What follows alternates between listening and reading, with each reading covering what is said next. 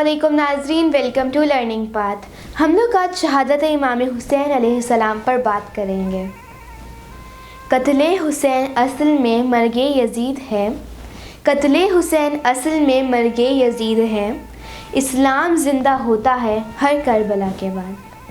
अल्लाह ताला की राह में दी गई कुर्बानी नहायत आला व अरफा और मुकर्रब तरीन अमल है।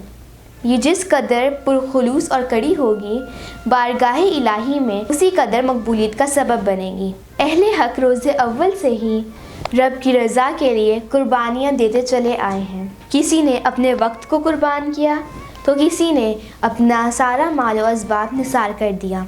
तारीख़ हक़ व बातिल में खैर और शर के लाखों मार्के बरपा हुए हैं और हज़ारों शहादतें हुई हैं, लेकिन आज तक किसी भी शहादत को इतनी मकबूलियत नसीब नहीं हुई जितनी हज़रत इमाम हुसैन अलैहिस्सलाम की शहादत को नसीब हुई है। 1350 साल गुजर जाने के बाद भी हज़रत इमाम हुसैन अलैहिस्सलाम की शहादत का ज़िक्र ज़िंदा व ताबिंदा है। हज़रत इमाम हुसैन अलैहिस्सलाम दीन इस्लाम के ना सिर्फ अलमबरदार थे, बल्कि हज़रत इमाम हुसैन अलैहिस्सलाम सच्चाई का निशान, रोशनी का मीनार, इल्म हिकमत का नूर, अदल इंसाफ का पैकर, अज़मत और बुलंदी की अलामत और एहतराम इंसानियत की मिसाल है। यजीद भी एक ज़ात का नाम नहीं है, बल्कि क़यामत तक होने वाले जुल्म और दहशत गर्दी का नाम है।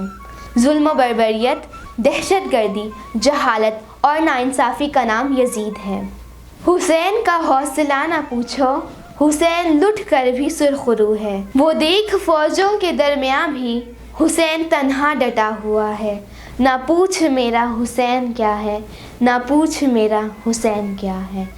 शुक्रिया वस्सलाम।